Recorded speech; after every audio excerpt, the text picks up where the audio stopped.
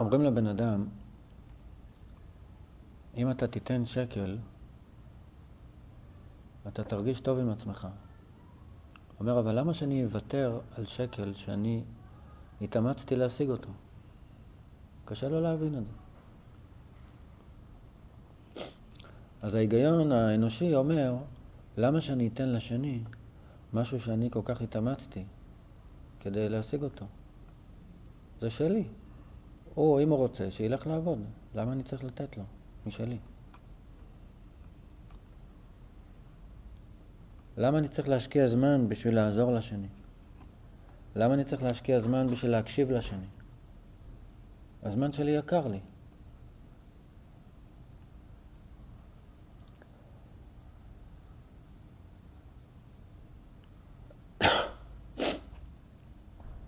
בן אדם אגואיסט, קשה להוציא אותו מזה.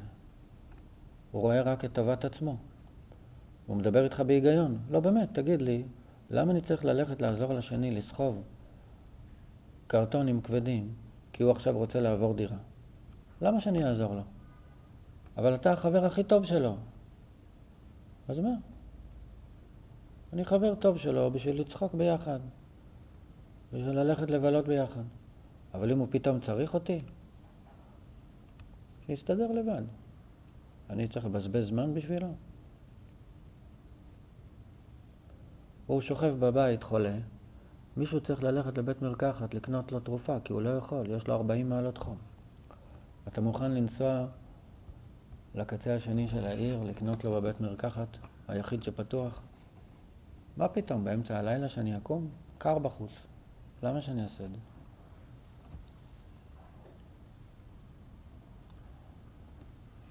אדם שהוא לא פתוח לרעיון של חסד ונתינה, הוא ידבר איתך בהיגיון.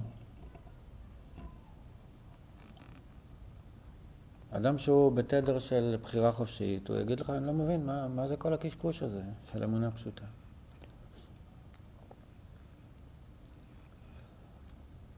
אדם שהוא בתוך הכעס, יש לו תענוג עצום לכעוס.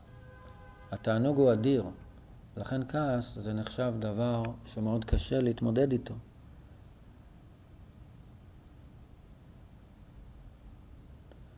מה התענוג? זה נותן לי תחושת נוכחות חזקה מאוד. אני מרגיש שאני קיים.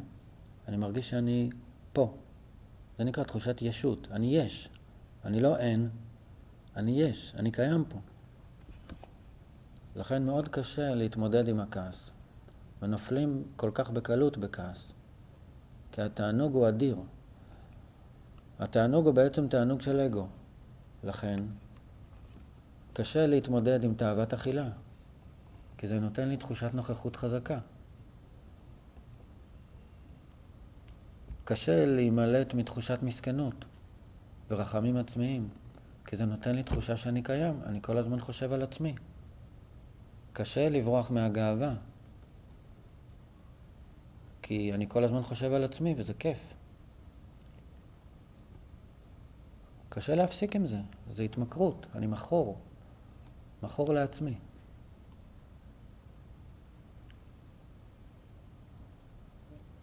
ואפילו שאני רואה שאני סובל, אני אמשיך עם זה. אני אמשיך להיות עצוב. אבל אם אתה עצוב אתה סובל. לא עדיף להיות שמח? בטח שעדיף להיות שמח. הלוואי והייתי שמח, ועל זה בדיוק אני עצוב, על זה שאני לא שמח. נו, אז תהיה שמח. תעשה דברים כדי לעזור לעצמך לצאת מעצבות. לא רוצה. לא מוכן. הוא יגיד בפה שהוא היה רוצה, אבל תכלס הוא לא יעשה שום דבר כדי להפסיק את העצבות. הוא לא סומך עליך שהמצב השני יותר טוב? לא קשור, אני לא צד בעניין, הוא לא צריך לשמוע. לא, הוא יודע טוב מאוד שהוא יכול להיות שמח. אבל הוא לא רוצה להרפות, הוא רוצה להמשיך לחשוב על הדברים הקשים.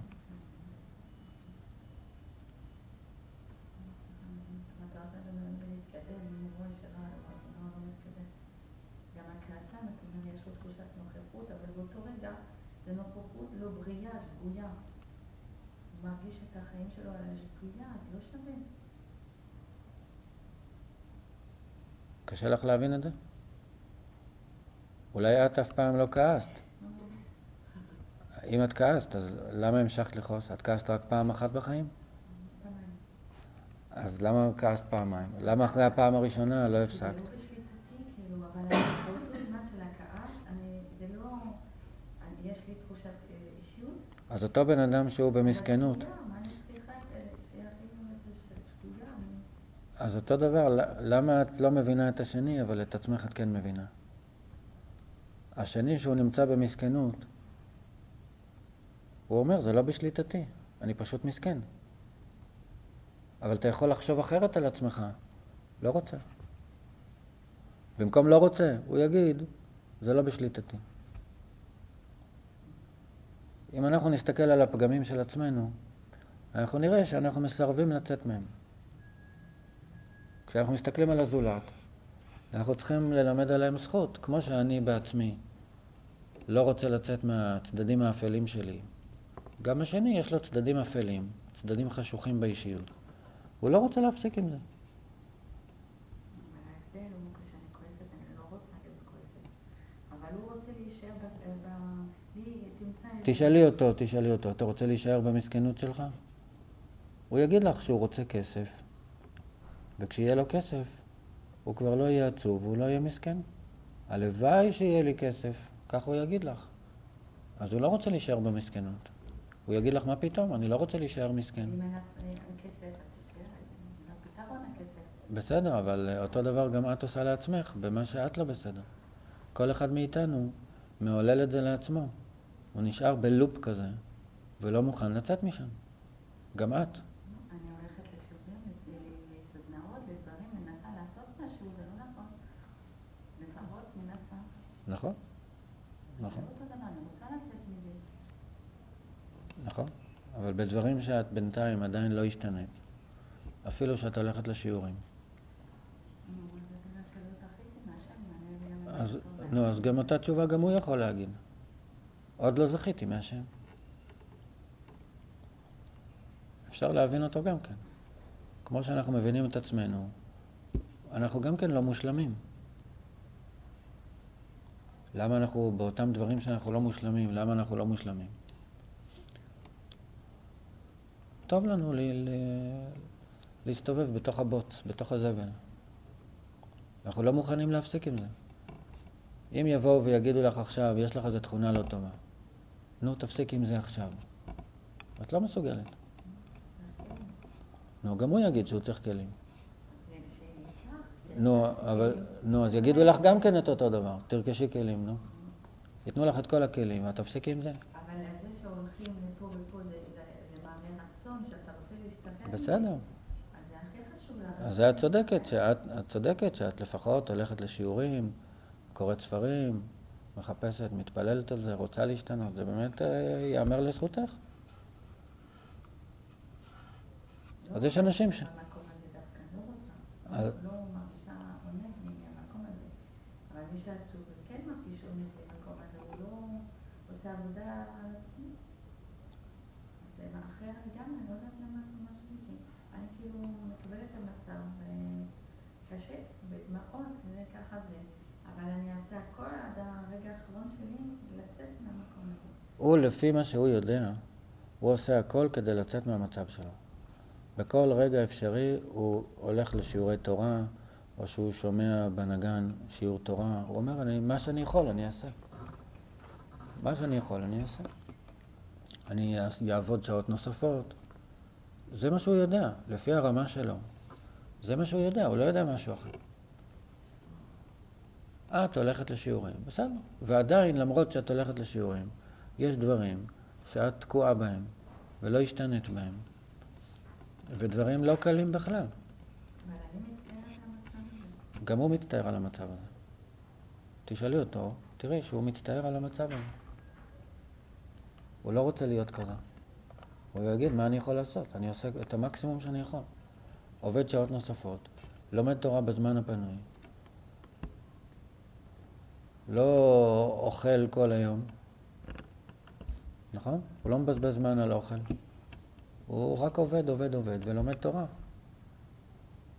מצידו, לפי ההבנה שלו, הוא עושה את המקסימום שהוא יכול.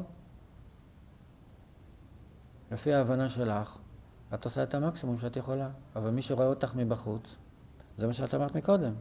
שאת משתדלת, את מנסה, זה. מי שרואה אותך מבחוץ, הוא יגיד לך שאת לא עושה אפילו מיליונית ממה שאת יכולה לעשות, בשביל להשתנות. לדעתך את עושה הרבה. מי שיראה אותך מבחוץ, הוא יגיד שאת עוד לא התחלת בכלל. אפילו לא התחלת. את רצה, אבל עוד לא התחלת את העבודה האמיתית. אז למה לראות את השני לכף חובה? למה לחשוב על השני שהוא לא עושה כלום בשביל לעזור לעצמו, לצאת מהמסכנות? אני אומרת, אם אתה רואה שהדרך שלך לא מועילה אותך לשום מקום, אז תשנה דרך. אבל זה בדיוק מה שיגידו עליך. אז אני שניתי כמה פעמים. בסדר, כל הכבוד. נו, אז... אבל עוד לא, אבל את רק בהתחלה. עשית אולי 1% ממה שאת היית צריכה לעשות. אני מסכימה איתך. אז אותו דבר גמור. אותו דבר גמור. הוא מצידו עשה את המקסימום. הוא לא יודע משהו אחר. אם את היית יודעת איך להשתנות, לא היית משתנה. אבל את לא יודעת איך. תגיד לי מה עושים, אני לא יודעת מה עושים. אבל הוא מבחינתו לא מסוגל, אין לו זמן. אבל הוא כרגע לא מסוגל. אבל הוא לא מסוגל. כמו שאת לא מסוגלת במה שאת לא מסוגלת, הוא לפי דרגתו, לפי איך שהוא תופס את החיים, איך שהוא תופס את העולם, איך שהוא תופס את עצמו. זה כרגע המודעות שלו. זה נקרא ללמד זכות על השני.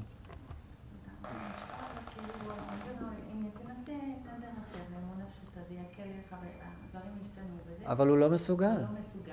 לי אומרים לי ככה אני מנסה, מחר אני מנסה. כן? בדברים שאת לא בסדר, אם אנחנו נגיד לך במה את לא בסדר, ונגיד לך להפסיק להתנהג ככה, את מיד יכולה להפסיק להתנהג ככה? מיד, אבל להשתדל. נו. אולי בלי תוצאות, אבל הרצון כן, בוודאי. זה בדיוק אותו דבר כמו אצלו. בדיוק אותו דבר. על המילימטר.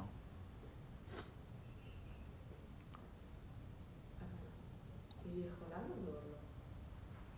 זאת אומרת, אם ברוך השם, אני חושבת אישה, היא הולכת לשיעורים והיא מבינה. הוא ירצה עזרה? אם הוא ירצה, וגם אם הוא לא רוצה. אני חושבת שאישה, לא ככה בפנים, אבל בסביבה היא יכולה לעזור לו. נכון, צודקת. בסביבה. לא חס וחלילה בפנים, אני ראיתי שאין מצב. אין מצב בכלל. באופן עקיף. אדרבה, תשבי איתה אחר כך ותדריכי אותה. כן. אני בעד. אני רואה שהשיעורים של הרב עוזרים לי עם בני ועם הילדים שלי. גם הילד שלי שבישיבה, שאני מדברת איתו על הדברים שאני פה ברוך השם נכנסים, אז הוא אומר לי, מה אמא, חס וחלילה, מישהו שעושה עבירה, זה הוא שעושה עבירה, הוא צריך עונש, מה? ומתחילים, אבל זה... אני לא יודעת אם אחרי זה הוא מבין או לא מבין, אבל זה כבר עושה... אבל זה נשאר ברמה של סליחה, אין בזה השפעה, ואחר כך, אם באים אלייך בטענות שאת לא מזדהה עם הבעיות, את לא שותפה, זה כבר יותר רציני. אבל הבעיות זה לא... הנה, הוא חושב שזה בעיה, אבל זה לא הוא הבעיה, הבעיה זה משהו, והוא זה משהו אחר.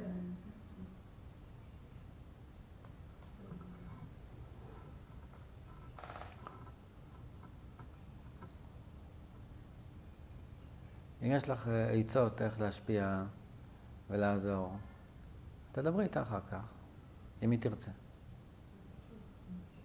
תלוי גם בעל שיש לכל בן אדם. נכון? זה מה שאמרתי.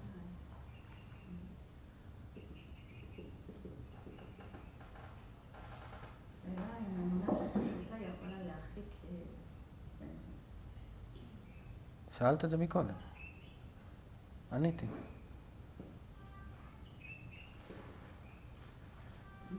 זוג חילונים. אני הכרתי כמה זוגות כאלה. אחד הצדדים חזר בתשובה. והבן זוג או הבת זוג התרחקו בגלל זה.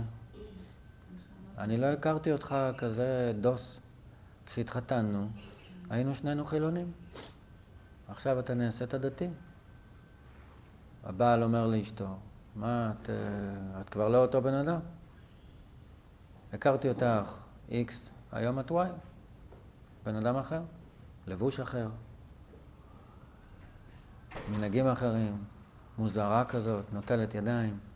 מה זה מוזרה כזאת? והתגרשו.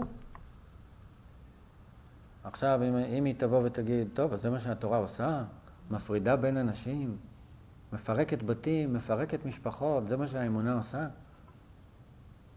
אנחנו עובדים את השם. מה שיהיה, יהיה. אנחנו עובדים את השם. מה שהשם רוצה, זה מה שהוא עושה. אם את הולכת באמונה פשוטה, ובגלל זה אנשים יתרחקו ממך, זה חשבונות שמיים. את עושה את הדבר הנכון. בתנאי שאת רואה שאת עם יותר רכות ויותר אהבת ישראל ויותר חסד ויותר נתינה. זה סימן שאת בדרך הנכונה. האמת שהאמונה פשוטה גם נותנת לי כלים להתמודד איתו מול האופי שלו והעצות.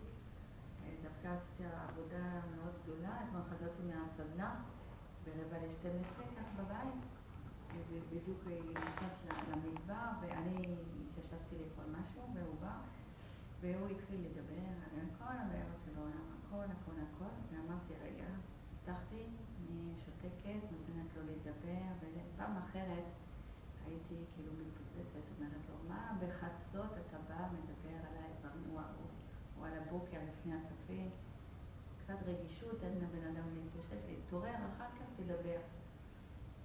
לא, דווקא אתמול הקשבתי לזה ולקחתי כוחות מהאמונה, כן?